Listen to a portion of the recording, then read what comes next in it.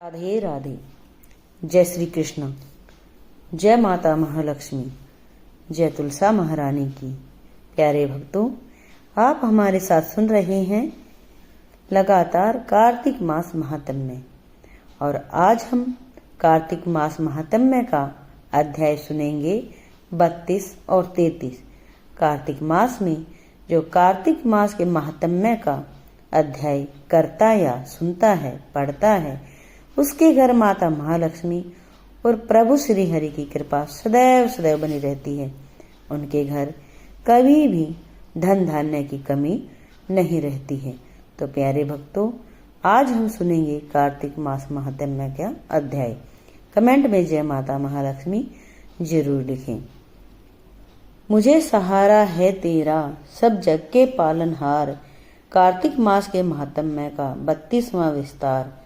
भगवान श्री कृष्ण ने आगे कहा, हे प्रिय, यमराज की आज्ञा सिरोधार्य करते हुए प्रेतपति धनेश्वर को नरकों के समीप ले गया और उसे दिखाते हुए कहने लगा, हे धनेश्वर, महान भय देने वाले इन नरकों की ओर दृष्टि डालो। इनमें पापी पुरुष सदैव दूतों द्वारा पकाए जाते हैं। यह देखो, यह तप्तवाचुक नामक नरक है, जिसमें देह जलने के कारण पापी विलाप कर रहे हैं। जो मनुष्य भोजन के समय भूखों को भोजन नहीं देता, वह बार बार इस नरक में डाले जाते हैं। वह प्राणी जो गुरु, अग्नि, ब्राह्मण, गो, वेद और राजा इनको लात मारता है, वह भयंकर नरक अतिशय पापों के करने पर मिलते हैं। आगे देखो, यह दूसरा नरक जिसका नाम अंधतामिश्र है। इन पापियों को सुई की भांति मुख वाले तमोत नामक कीड़े काट रहे हैं। इस नरक में दूसरों का दिल दुखाने वाले पापी गिराए जाते हैं। यह तीसरा नरक जिसका नाम कर्कय है। इस नरक में पापियों को आरे से चीरा जाता है। यह नरक भी असीम, मत्रवण आदि भेदों से 6 प्रकार का होता है। इसमें स्त्री तथा पुरुषों के वियोग कराने वाले मनुष्यों को कड़ाही में पकाया जाता है।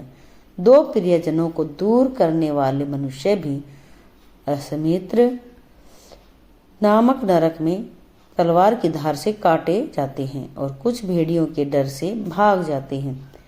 अब अर्गल नामक यह चौथा नरक देखो, इसमें पापी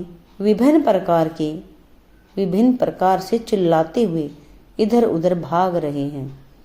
यह नरक भी वध आदि छेदों से 6 प्रकार का है।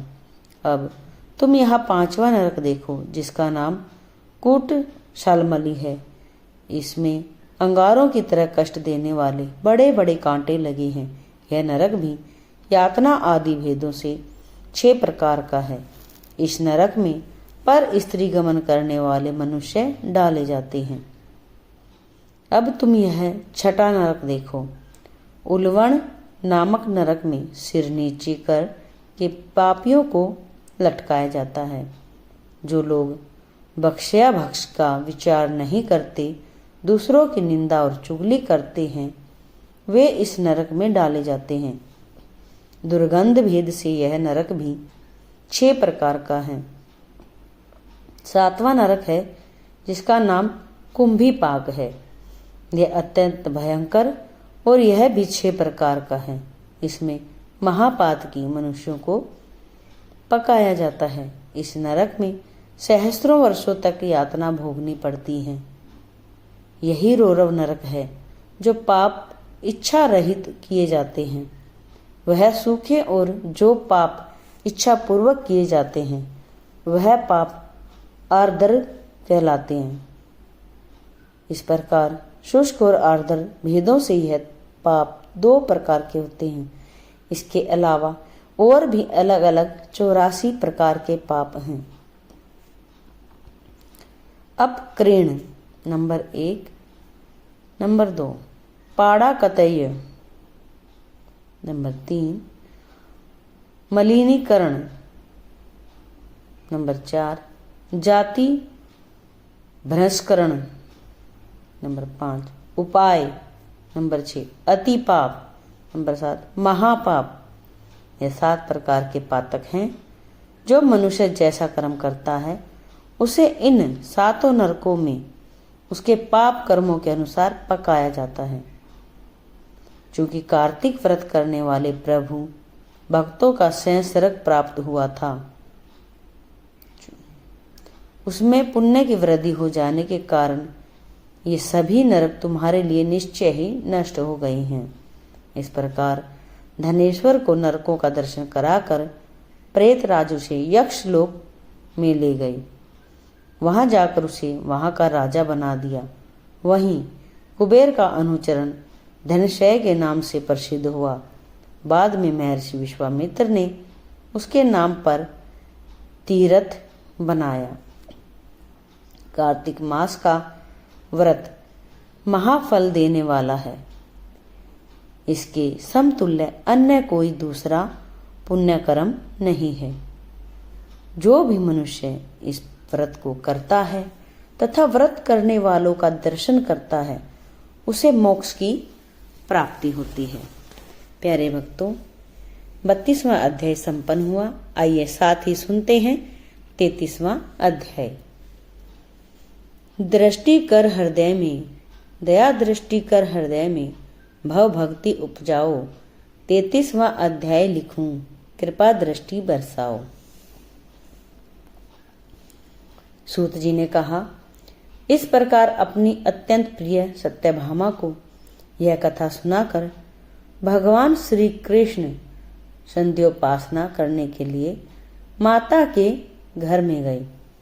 यह कार्तिक मास का व्रत भगवान विष्णु को अति प्रिय है तथा भक्ति प्रदान करने वाला है। पहला रात्रि जागरण, दूसरा प्रातः काल का स्नान, तीसरा तुलसी वट सिंचन, चौथा उद्यापन, पांचवा दीपदान। यह 5 कर्म भगवान विष्णु को प्रसन्न करने वाले हैं, इसीलिए इनका पालन अवश्य करना चाहिए। ऋषि बोले, भगवान विष्णु को प्रिय, अधिक फल की प्राप्ति कराने वाले, शरीर के प्रत्येक अंग को प्रसन्न करने वाले कार्तिक महात्म्य आपने हमें बताया। यह मोक्ष की कामना करने वालों अथवा भोग की इच्छा रखने वालों मनुष्य को यह व्रत अवश्य ही करना चाहिए। इसके अतिरिक्त हम आपसे एक बात पूछना चाहते हैं कि यदि कार्तिक मास का व्रत करने वाला मनुष्य किसी संकट में फंस जाए या वह किसी वन में हो या व्रती किसी रोग से ग्रस्त हो जाए तो उस मनुष्य को कार्तिक व्रत को किस प्रकार करना चाहिए? क्योंकि कार्तिक व्रत भगवान विष्णु को अत्यंत प्रिय है और इसे करने से मुक्ति एवं भक्ति प्राप्त होती है, इसीलिए इसे छोड़ना नहीं चाहिए। श्री सूत जी ने इसका उत्तर देते हुए कहा, यदि कार्तिक का व्रत करने वाला मनुष्य किसी संकट में फंस जाए तो वह हिम्मत करके भगवान शंकर या भगवान विष्णु के मंदिर जो भी पास हो उसमें जाकर रात्रि जागरण करे। यदि व्रती घने वन में फंस जाए तो फिर पीपल के वृक्ष के नीचे या तुलसी के वन में जाकर जागरण करे। भगवान विष्णु की प्रतिमा के सामने बैठकर विष्णु जी का कीर्तन करें।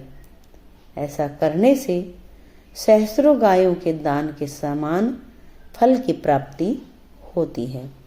जो मनुष्य विष्णु जी के कीर्तन में बाजा बजाता है उसे वाजपेयी यज्ञ के समान फल की प्राप्ति होती है और हरि कीर्तन में नृत्य करने वाले मनुष्य को सभी तीर्थों में स्नान करने का फल प्राप्त होता है।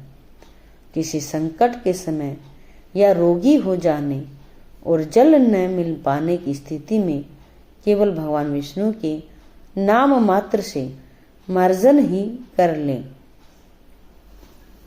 यदि उद्यापन न कर सके तो व्रत की पूर्ति के लिए केवल ब्राह्मणों के प्रसन्न होने के कारण विष्णु जी प्रसन्न रहते हैं।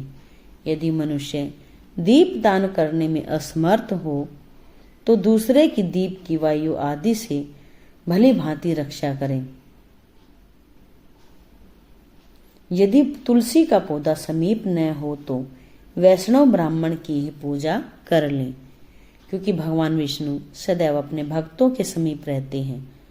इन सब के न होने पर कार्तिक का व्रत करने वाला मनुष्य ब्राह्मण, गो, पीपल और वट वृक्ष की श्रद्धा पूर्वक सेवा करें।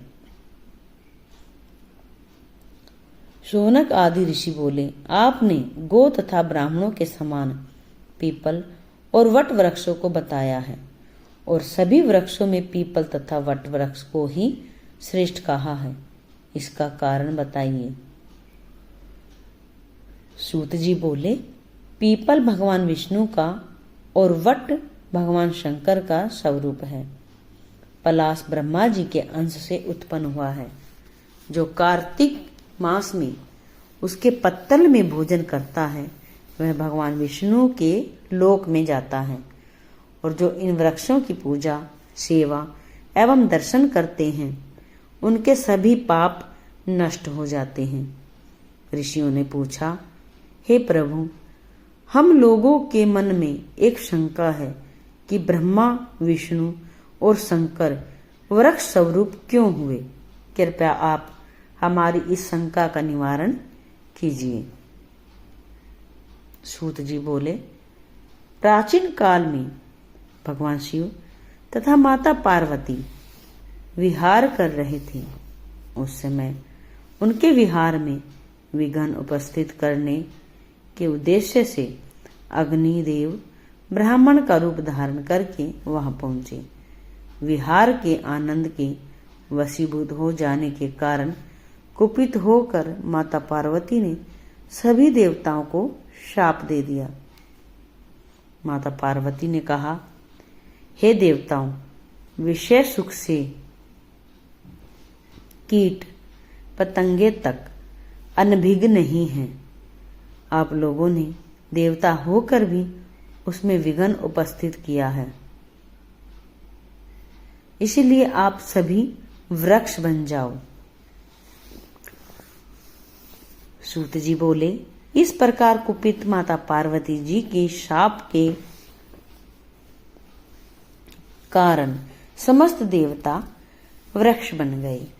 यही कारण है कि भगवान विष्णु पीपल और शिव जी वट वृक्ष हो गए। इसीलिए भगवान विष्णु का शनिदेव के साथ योग होने के कारण केवल शनिवार को ही पीपल को छूना चाहिए, अन्य किसी भी दिन नहीं छूना चाहिए। जय श्री राधे, जय श्री राधे। अगर आपको अध्याय अच्छा लगा हो, पसंद लगा हो तो कृपया करके कमेंट करें, चैनल को सब्सक्राइब करें।